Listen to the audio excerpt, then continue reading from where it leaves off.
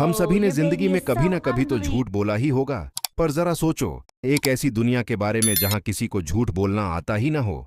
कुछ ऐसा ही होता है हमारी आज की कहानी में।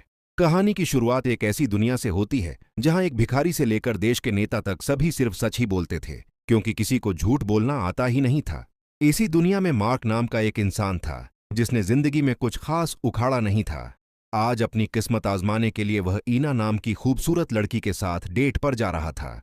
मार्क को देखकर ईना कुछ खास खुश नहीं थी, क्योंकि वह समय से पहले पहुंच गया था, इसलिए उसने उसे इंतजार करने को कहा।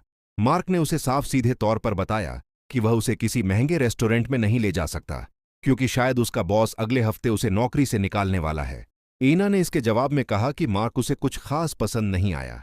जले पर नमक छिड़कने के लिए वेटर ने तो ईना को मार्क की बेटी की उम्र का बता दिया। रेस्टोरेंट में ईने को उसकी मां का फोन आया, जिसने उससे पूछा कि लड़का कैसा लगा। मम्मी, क्या बताऊं, एक नंबर का घन चक्कर है, मोटा कहीं का, मुझे डेट पर ले आया है तो भी सस्ते से रेस्टोरेंट में। और इसी तरह फोन पर मां की जमकर बुराई हुई। अगले दिन मार्क अपने ऑफिस लेक्चर फिल्म स्टूडियो पहुंचा। वहां एक आदमी ने मार्क को इंट्रोड्यूस करते हुए सबको बताया कि वह इस कंपनी का स्क्रीन प्ले राइटर है और साथ ही साथ सबसे आलसी और कामचोर आदमी भी है। उसने यह भी कहा कि इसे याद रखने की जरूरत नहीं है, क्योंकि कंपनी इसे जल्दी निकालने वाली है। अरे, इतना सच कौन बोलता है? ऑफिस के अंदर जाने पर पहले तो शेरी ने उसकी बेइज्जती की और फिर उसी वक्त उसके बॉस एंथनी ने खराब काम की वजह से उसे नौकरी से निकाल दिया। मार्क इन चीजों से उभर भी नहीं पाया था कि उसे ईने का ईमेल मिला, जिसमें उसने लिखा था, वैसे तो तुम बहुत अच्छे हो, लेकिन तुम थोड़े मोटे और गरीब हो। मैं नहीं चाहती कि मेरे बच्चे भी मोटे और गरीब हों, इसलिए यू आर रिजेक्टेड। ऑफिस से जाते वक्त शेरी और ब्रायन ने बताया कि उन्हें हमेशा से मार्क के साथ एक ही ऑफिस में काम करने में शर्म आती थी और वह जिंदगी भर एक लूजर ही रहेगा। इसके बाद मार्क वृद्धाश्रम पहुंचा, जहां उसकी बूढ़ी मां रहती थी। उसने अपनी मां को अपनी नौकरी के बारे में बताते हुए कहा कि उनका पूरा परिवार ही लूजर्स से भरा पड़ा है। उधर जब मार्क के घर उसका लैंडलॉर्ड किराया लेने पहुंचा तो मार्क ने उसे अपनी दुखभरी कहानी सुनानी शुरू कर दी। इससे परेशान होकर लैंडलॉर्ड ने कहा, देख भाई, एक दिन का टाइम दे रहा हूं, घर खाली करके निकल जाओ यहां से, फालतू बकवास नहीं। इसके बाद मार्क अपना अकाउंट बंद कराने और अपने सारे पैसे निकालने बैंक पहुंचा। वहां कैशियर ने उसे बताया कि वे उसका अकाउंट बंद नहीं कर सकते, क्योंकि उनका सिस्टम काम नहीं कर रहा है। सिस्टम काम नहीं कर रहा? एसबीआई में खाता है क्या? लेकिन कैशियर ने कहा कि फिलहाल वह उसे कैश दे सकते हैं। जब कैशियर ने पूछा, हाँ भाई, तेरे अकाउंट में कितने पैसे हैं, कितने चाहिए बता, तो मार्क ने जिंदगी में पहली बार झूठ बोलते हुए बताया कि उसके अकाउंट में $800 पड़े हैं। उसे बहुत डर लग रहा था। तभी सिस्टम दोबारा से चलने लगा।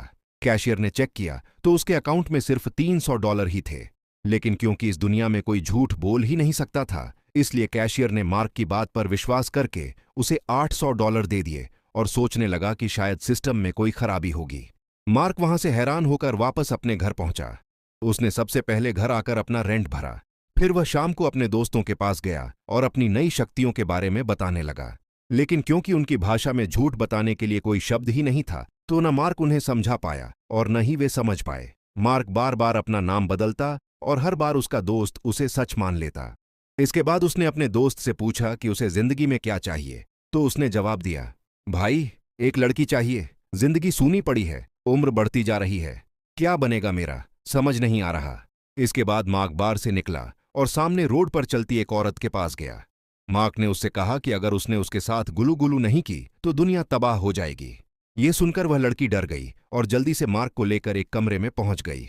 कमरे में पहुंचने के बाद मार्क ने उससे बातचीत करने की कोशिश की, लेकिन उस लड़की को तो हमारी दुनिया को बचाने का जोश चढ़ा था। ये सब देखकर मार्क को अजीब सा लगने लगा। इसके बाद उसने फोन करने का नाटक किया और कहा कि अभी नासा से फोन आया है, उन्होंने कहा कि खतरा टल चुका है और अब उन्हें कुछ उल्टा पुल्टा करने की जरूरत नहीं है। वापस बार में पहुंचकर उसने अपने दोस्तों से पूछा कि वे लड़की के अलावा और क्या मांगेंगे, तो उन्होंने जवाब दिया, बहुत सारा पैसा। जब मार्क अपने दोस्तों के साथ बार से निकला तो उसका दोस्त नशे में गाड़ी चला रहा था। तभी एक पुलिस वाला आया और उन्हें ड्रंक एंड ड्राइव के चक्कर में पकड़ लिया। तो मार्क ने फिर से झूठ बोलते हुए कहा कि उसका दोस्त नशे में है ही नहीं, वह तो सोबर है। और अचानक से पुलिस वाले ने उसकी बात मान भी ली। ये बढ़िया जुगाड़ है भाई, तुमने 2 करोड़ की चोरी की है। मैंने चोरी नहीं की। ठीक है, बढ़िया दुनिया है ये। इसके बाद मार्क अपने दोस्त के साथ कसीनो पहुंचा, जहां उसने 28 नंबर पर बाजी लगा दी और बॉल 35 नंबर पर आकर रुकी। फिर मार्क ने सबका ध्यान भटकाकर अपने 28 नंबर को जिता दिया। ताकि किसी को उस पर शक न हो, उसने कह दिया, 28 तो आया था। और बाकी सब ने भी तुरंत उस पर भरोसा कर लिया। इसके बाद उसने एक के बाद एक बाजी खेली और हर बार जीतता चला गया। आखिर में वह वहां से बहुत सारे पैसे लेकर निकला। अब मार्क झूठ बोलना सीख चुका था, तो उसने काफी लोगों की मदद भी की। एक दिन उसने ईना को फोन करके उससे एक और मौका मांगा। उसने ईना को विश्वास दिलाया कि वह पूरी तरह से बदल चुका है। उसकी बात सुनकर ईना ने उसे एक मौका देने का फैसला किया। उसी वक्त मार्क ने टीवी पर देखा कि न्यूज में ब्रैड की लिखी हुई चीजों की तारीफ हो रही थी। इसके बाद उसे एक आइडिया आया और उसने कागज उठाकर कहानी लिखनी शुरू की। फिर मार्क ने उस कागज को कॉफी में डुबाया ताकि वो थोड़ा पुराना लगे। अगले दिन वह लेक्चर के ऑफिस में अपने बॉस से मिलने पहुंचा। उसने अपने बॉस एंथनी से कहा कि उसे रेगिस्तान में कुछ पुराने कागजात मिले हैं जिनके अंदर एक स्पेसशिप के क्रैश होने की पूरी कहानी लिखी थी। यह सुनकर एंथनी ने दफ्तर में काम करने वाले सभी लोगों को बुलाया और मार्क की बात को ध्यान से सुनने को कहा। मार्क ने उन्हें बताया कि 14वीं सदी में धरती को एलियंस ने बचाया था और बाद में उनके राजा ने सभी इंसानों की याददाश्त मिटा दी थी। और इस सदियों पुराने कागज के मुताबिक 700 साल के बाद मार्क नाम का एक महान आदमी लोगों तक यह कहानी पहुंचाएगा। आखिरी लाइन में यह भी लिखा था कि लेक्चर फिल्म इस कहानी पर एक बहुत ही बड़ी फिल्म बनाएगी, जिसके बाद मार्क बहुत अमीर और मशहूर हो जाएगा। यह सुनते ही सबने उसके ऊपर विश्वास कर लिया और तालियां बजने लगीं। एंथनी ने मार्क को तुरंत इस फिल्म पर काम शुरू करने को कहा।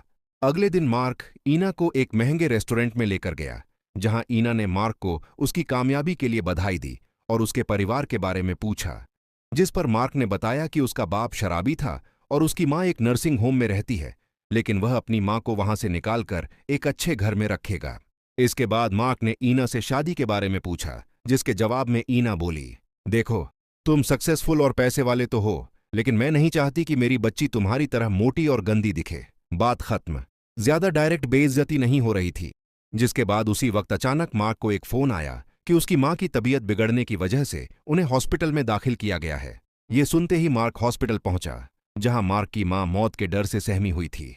ये देखकर मार्क से रहा नहीं गया और उसने उनका दिल हल्का करने के लिए झूठ बोल दिया कि मरने के बाद सब कुछ बहुत बढ़िया हो जाएगा। मम्मी, चेहरे की सारी झुर्रियां चली जाएंगी, तुम फिर से जवान हो जाओगी और स्वर्ग में एक बड़ा घर मिलेगा तुमको रहने के लिए। मस्त वहां 4 नौकर मिलेंगे, सारा दिन तुम्हारे पैर दबाएंगे, ऐश करोगे, ऐश। मार्क ये सारी बातें बोल रहा था और वहां खड़ी डॉक्टर्स भी सब सुन रही थीं। अगले दिन जब वह घर पहुंचा तो उसके घर के बाहर भीड़ लगी हुई थी।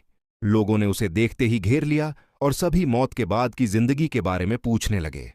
बड़ी मुश्किल से वह अपने घर के अंदर घुसा और जैसे ही उसने टीवी चलाया, वहां भी यही न्यूज चल रही थी। तभी वहां ईना भी पहुंच गई और उसने मार्क से पूछा कि आखिर उसने अपनी मां को क्या बताया था। मार्क ने ईना को वही सारी बातें बता दीं, जिस पर उसने भी एक सेकंड में भरोसा कर लिया। उसने मार्क से कहा कि उसे सभी लोगों को ही सच बताना होगा। इसके बाद मार्क ने बाहर आकर सबको बताया कि आसमान में एक बहुत ताकतवर आदमी रहता है, जो मरने के बाद सबको बंगला, गाड़ी, नौकर, आइसक्रीम देता है और उनके हरामी रिश्तेदारों को तेल में तलता है। यह सुनकर एक औरत ने उससे पूछा, भैया, ये सारी बातें तुम्हें कैसे पता? तो मार्क ने जवाब दिया, वह ऊपर रहता है ना आदमी, उसी ने बताया मुझे ये सब पर्सनली, एकदम कान में। इसके बाद ये बात हर जगह फैल गई। सभी अखबारों और न्यूज चैनलों पर मार्क के बारे में चर्चे होने लगे। कुछ दिनों बाद मार्क ने एंथनी को वो स्क्रिप्ट पकड़ा दी और फिल्म बनते ही हिट हो गई, जिसके बाद मार्क बहुत मशहूर और अमीर बन गया। एक शाम मार्क ने ईना को बताया कि वह उस इंसान से कभी नहीं मिला। यह सुनकर ईना शर्माने लगी और दोनों किस करने के लिए एक दूसरे के करीब आए, लेकिन फिर वो एकदम पीछे हट गई। ईना ने बताया, मैं तुमसे प्यार करती हूं, लेकिन मुझे तुम्हारी तरह मोटे और गंदे दिखने वाले बच्चे नहीं चाहिए। मार्क, मैं क्या करूं?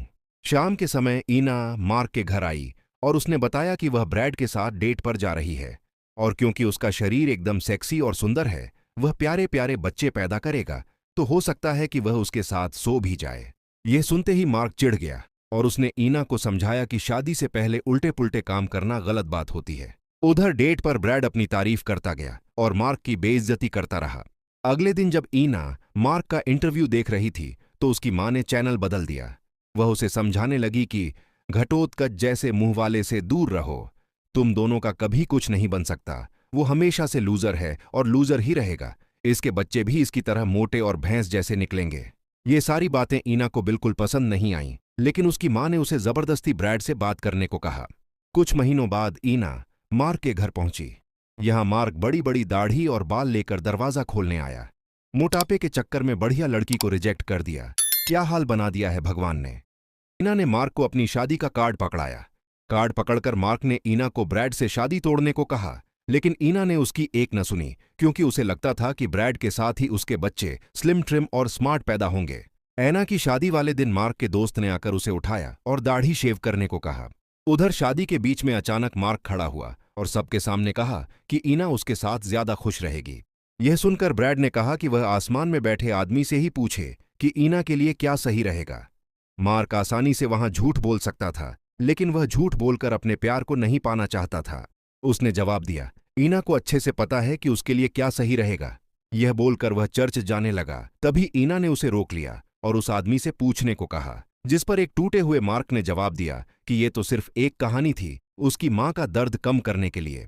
इसके बाद ईना ने उससे पूछा कि फिर उसने शादी के लिए झूठ क्यों नहीं कहा। तो मार्क ने कहा कि वो उसे तहे दिल से प्यार करता है और वह चाहता है कि ईना भी उसे बिना किसी फरेब के चाहे। उसकी बात सुनकर ईना भी भावुक हो गई और कहने लगी कि मेरा भी मन थोड़ा सा मोटे बच्चे पैदा करने का हो रहा है। इसी से उन दोनों की सेटिंग हो ही गई। तो अगर आप ऐसी दुनिया में पहुंच जाए तो आप क्या करेंगे? कमेंट्स में जरूर बताना। तो चलिए मिलते हैं अब अगली कहानी में। तब तक के लिए धन्यवाद।